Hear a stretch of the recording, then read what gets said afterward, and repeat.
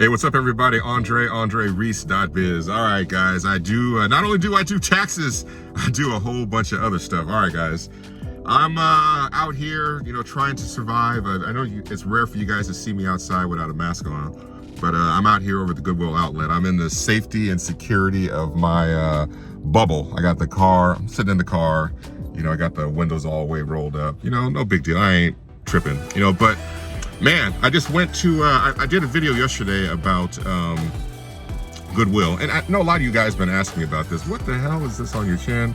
What's going on? You know what? I'm gonna let it grow and we'll see where it goes. And it's part of my, new COVID look and all that as well. But let me just go ahead and talk to you guys about this real quick. So I'm over here at the Goodwill Outlet. And like I said yesterday, they kind of had started a modified procedure when it came for people to come into the store and the location.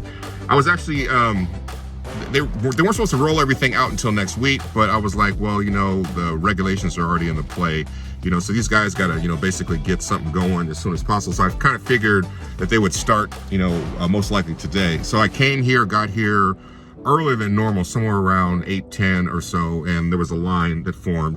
So what they're doing now, they've actually taken the bins area inside and divided into two separate zones. They got the top and then the bottom zone, and then each one has 21 bins in it. And so the first 21 zone bin, that's where they populate it with the people. They let people kind of go through that, and you don't have access to the second zone. And then so the next group of people that they let into the store, they're going to basically allow them to go to that second fresh zone to be able to go through stuff. So kind of this is the way they got it going on. They have 21 bins in there, and then they actually allow 21 people to come in the store. They stage each person that they let into the store. They allow each person to stand there for 2 minutes and go through each individual bin. So if you're a bookseller, if you're a shoe seller, if you're a clothing seller or houseware seller, if you end up in front of a bin that is not a bin that you actually normally go through, or a category that you sell in, you still got to stay there and respect the 2 minutes. And then so once that 2-minute timer is up, then they rotate you forward one bin. So basically everybody kind of snakes through the place one bin at a time. And so by the time the 21 minutes is up, or the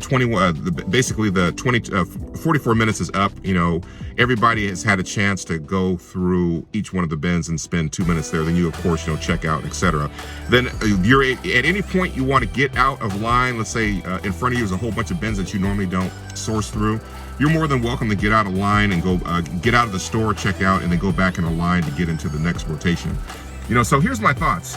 I normally pull down, I pull down anywhere between 50 and 150 books when I come here.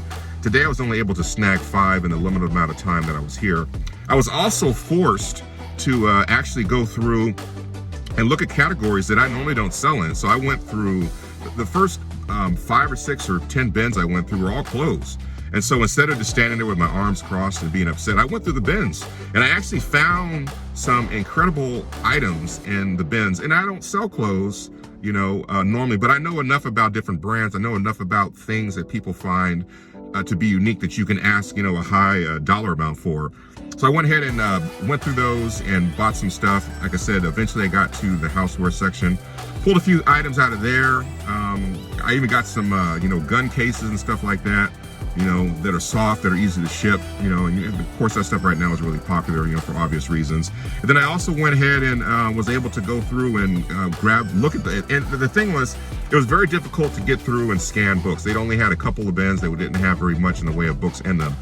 There was actually a guy that was there before me. He had grabbed a whole bunch of books, and when I was there, he came back and dumped a lot of the books back in the bin. And one of those books was actually a brand new sealed book, and it probably sells for about $175 or so on Amazon. So I snatched that up. So that one single book that I grabbed made the whole day worth it. So the question is, am I going to come back to the bins here? And I'll tell you guys, coming out from Antioch, where I live at, it's a commute traffic in the morning. It's about an hour to get here.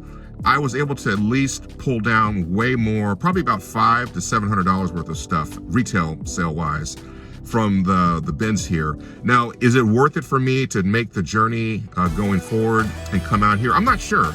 I think I may still come out once a week But I think what I'm going to do right now is I'm going to focus on reactivating going to the thrift stores that are local where I live at. I'm going to pay a lot more money for the stuff, but I think that within being here for the amount of time that I was here and only really being allowed to have one rotation, I could have got back in a line, but the line was so long when I came out, I would have had to wait for, I would have been on basically the third rotation, and I don't know in that sense if it's worth it for me to do that. So in the end, we're always forced as resellers and entrepreneurs to try to adapt whenever possible, and I'm forced to adapt here.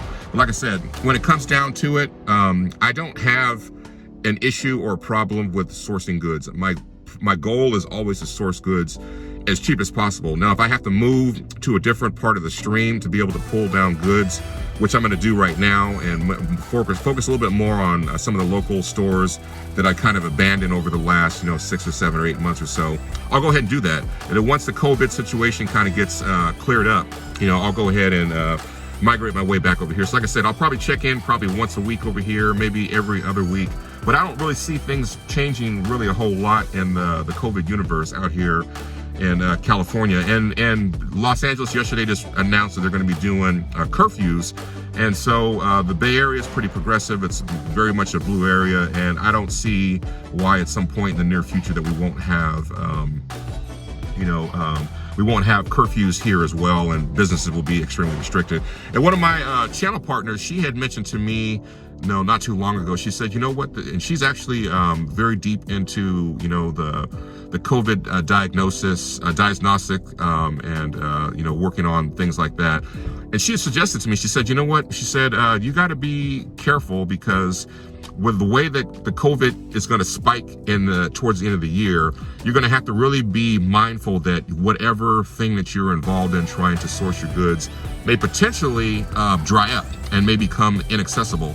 So you got to always have some other type of outlet, so to speak, to be able to go get your stuff if you need to. And if it came down to it, I think a lot of us, with the shutdown and the things that they're doing right now with COVID, all of us, whether you're a business owner or you're a reseller, or if you're even a W-2 employee, you got to be very, very careful and mindful of your monetary units right now at this time of year. There's no stimulus check that's lined up to come. The unemployment benefits are about to expire soon. There's no path to have that reinstated. So you guys are going to have to really hunker down and be very, very careful as we kind of get into the last few, as we get into the heart of the spread, and then we kind of sunset from that into hopefully having a widespread, vaccine. And the one thing I have is, all of us resellers that sell on eBay, we have what we call death piles, but a lot of us have really rebranded those death piles as profit piles. I have a number of totes in my storage unit, and I have a number of items that I have not listed yet at all. And so if it got to the point where I'm not able to source, I still have the ability to list fresh merchandise. And a lot of the stuff I need to list is stuff that's not easy to list. It's stuff that's going to require, a lot of work on my end to be able to clean it up, to be able to make sure it has all the parts and pieces. But what I found in my journey is those kind of things that are difficult to list and put together and research, those are definitely where, the money is at. So, I'm definitely going to fall back on those items if needed, but I always have those piles of profit, that are kind of standing by. So that's it, guys. I'm just kind of checking in with you guys from the Goodwill Outlet out here in Oakland. And I'm not sure if this is kind of a international, or not international, but statewide procedure that all the Goodwill outlets are running with. In a way, the guy, the manager, kind of talked about it. He talked in a sense that it's kind of something that was a corporate, directive. So just be safe, take care of yourself, be mindful and aware of what you're getting yourself into. And most importantly, just be aware of your business and your money, whether it's, you're self-employed or your W-2 employee, and just be mindful as we go into the holidays here and things really start to shut down, especially if you're in blue areas, that your monetary units that you're used to pulling in may be challenged in these situations. So take care, guys. I'll be back in touch with you guys. I'll get this video up at some point in the near future. And, if you ever have any questions or issues, reach out to me. You can always like, comment, and leave anything that you may want to have me think about or make a comment, and I'll generally take a look at those things and maybe respond back. And who knows, I might even do a video as well. Take care, guys. Peace. Hey guys, thanks for sticking with me all the way to the end of this video. Visit me directly at andrereese.biz. 4 things to do: like, follow, subscribe, hit that bell. Stay safe, guys. Lift the glass of freedom. Stay woke and don't get TikTok. Take care. I will see you guys in the next video.